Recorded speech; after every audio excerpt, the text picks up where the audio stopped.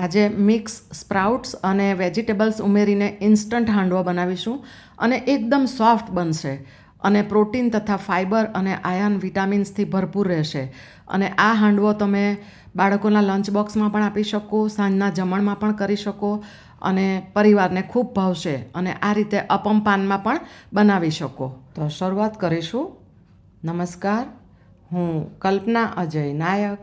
મારા કિચનમાં આપ સૌનું સ્વાગત છે. સૌથી પહેલાં વેજીટેબલ્સ છે. આ 3 કાંદા લીધા છે લીલા, અને અડધો કપ જેટલી પાલકની ભાજી ધોઈને લીધી છે, 1 મોડું મરચું, 2 લસણની કળી, 1 કેપ્સિકમ, 1 નાનું ગાજર છે, 1/4 કપ જેટલા મકાઈના દાણા છે, અને આ અડધો કપ થાય એટલી દૂધી છે, અને 2 આદુના ટુકડા છે. તો આ બધા શાકભાજી આપણે ચોપરમાં લઈશું. તો સૌથી પહેલાં દૂધીને કટ કરીને મોટા ટુકડામાં ઉમેરીએ. ત્યારબાદ ગાજરના ટુકડા કરી લઈશું. શાકભાજી તમારી પસંદગી પ્રમાણે ગમે તે લઈ શકો. કેપ્સિકમ છે.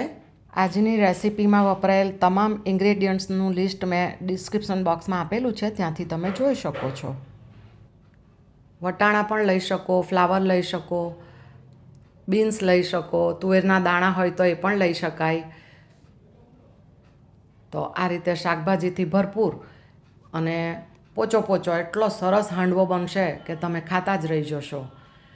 તો આ બધું સાથે ચોપરમાં લઈ લઈશું. અને બનાવવાનો પણ એકદમ સરળ છે. શાકભાજીનું ચોપિંગ થઈ જાય એટલે આપણે એને ફટાફટ બનાવી લઈશું. અને ખાસ ધ્યાન રાખવાનું કે ભાજી વગેરે ધોઈને સાવ કોરા કરી દેવાના, એટલે કે નિતારી લેવાના છે.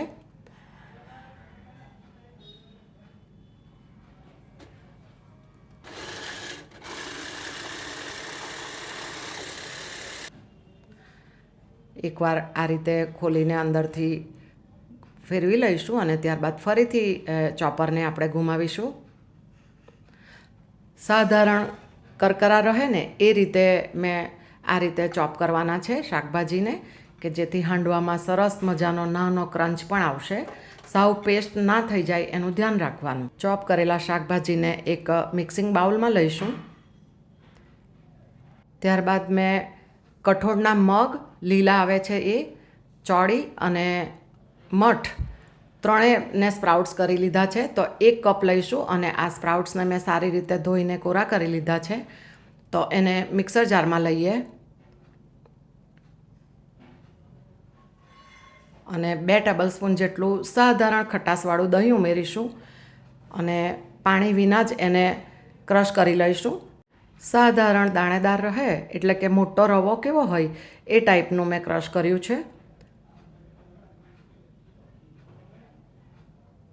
તો હવે રવો ઉમેરીશું. તો 1/2 કપ રવો લીધો છે. આ મોટો રવો આવે એ છે.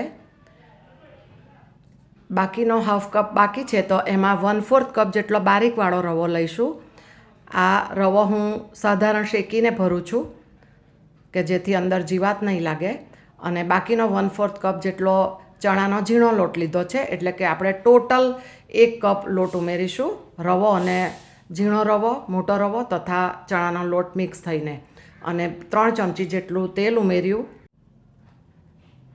1/2 ટીસ્પૂન જેટલી હળદર છે અને ધાણા જીરું છે 1.5 ટીસ્પૂન જેટલું, અને 1/4 ટીસ્પૂન હિંગ ઉમેરી સ્વાદ પ્રમાણે મીઠું લઈશું. અને આ પેપર અને ગાર્લિક પાવડર છે કે જે રેડીમેડ મળે છે માર્કેટમાં, તો 1 ટેબલસ્પૂન જેટલો ઉમેરીશું. ઓપ્શનલ છે, તમારી પાસે હોય તો ઉમેરજો.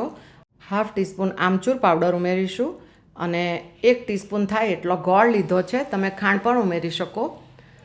અને બધું સારી રીતે મિક્સ કરીશું. આમચૂરને બદલે તમે 2 ચમચી જેટલો લીંબુનો રસ પણ લઈ શકો. અને મિક્સ કરીને ઢાંકીને 15 મિનિટ રેસ્ટ આપીશું કે જેથી રવો ઉમેર્યો છે તે સારી રીતે સેટ થઈ જાય. 15 મિનિટ બાદ હવે જોઈ લઈશું. તો જુઓ, મિશ્રણ થોડું ઘટ્ટ થયું છે. રવાએ શાકભાજીમાંનું પાણી અને દહીં વગેરે ઉમેર્યું હતું એનું પાણી થોડું એબ્ઝોર્બ કર્યું છે. હવે પાણી ઉમેરીએ. તો આ અડધો કપ પાણી લીધું છે. થોડું થોડું ઉમેરતા જઈશું. આ મિશ્રણને વધારે પડતું ઢીલું નથી કરવાનું, એ ખાસ ધ્યાનમાં રાખવાનું. અડધા કપમાંથી જ હું ઉમેરતી જાઉં છું. લાસ્ટમાં તમને કહું છું કે કેટલું પાણી વપરાયું.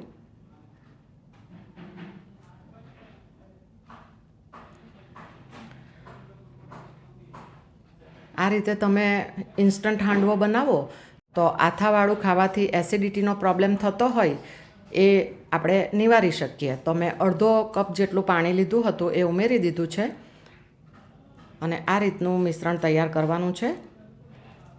હવે આટલા મિશ્રણમાંથી 2 હાંડવા બનશે તો હું અડધું મિશ્રણ બીજા એક બાઉલમાં ટ્રાન્સફર કરું છું અને ગેસ પર નોનસ્ટિક તવી મૂકી છે. તેમાં 3 થી 4 ચમચી જેટલું તેલ મૂક્યું અને તેલ ગરમ થાય એટલે થોડી રાઈ અને જીરું ઉમેરીશું અને 1/4 ટીસ્પૂન જેટલી હિંગ ઉમેરીશું.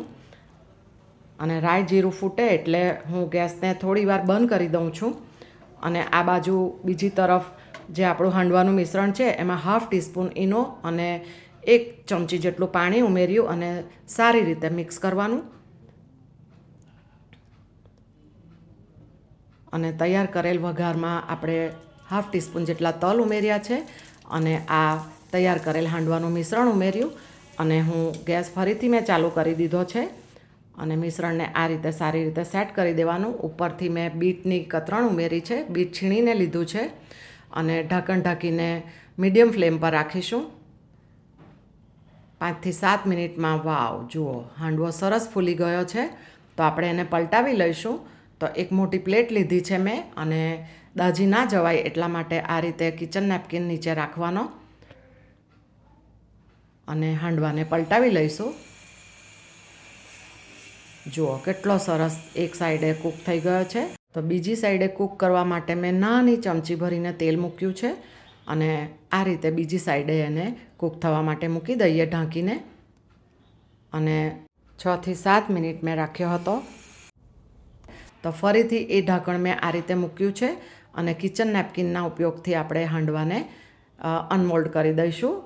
વાવ, જુઓ કેટલો સરસ હાંડવો કૂક થઈને રેડી થઈ ગયો છે અને સરસ ખીલી પણ ગયો છે.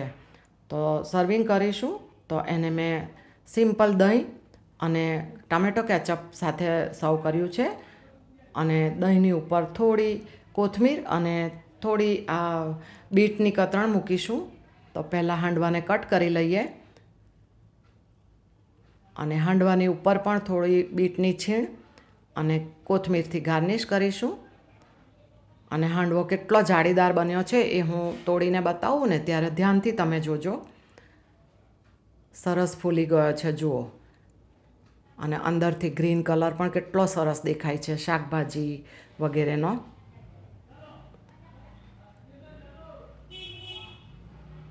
વાવ, જાળી પડી ગઈ છે જુઓ અને સરસ રીતે કૂક થઈ ગયો છે. હવે અપમના પાનમાં કેવી રીતે બને એ બતાવું છું. તો આ રીતે મેં 1 થી 1.5 ચમચી જેટલું તેલ મૂક્યું છે અને ઢાંકીને થવા દઈએ. બોલ વાળી લીધા છે મિશ્રણમાંથી અને 3 થી 4 મિનિટ બાદ જુઓ ફૂલીને ઉપર આવી ગયા છે. તો આ રીતે પલટાવીને એને ઢાંકીને ફરીથી કૂક થવા દઈશું. થોડું તેલ મૂક્યું છે, આ નાની ચમચી છે, 2 ટીપા જેટલું હું મૂકું છું અને ઢાંકીને થવા દઈશું.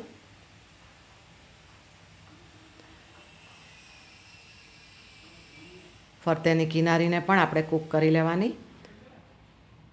તો આ રીતે એકદમ ઓછા તેલમાં પણ તમે બનાવી શકો અને ટૂથપીક ભરાવીને બાળકોને પણ તમે ખાવા નાસ્તામાં આપી શકો.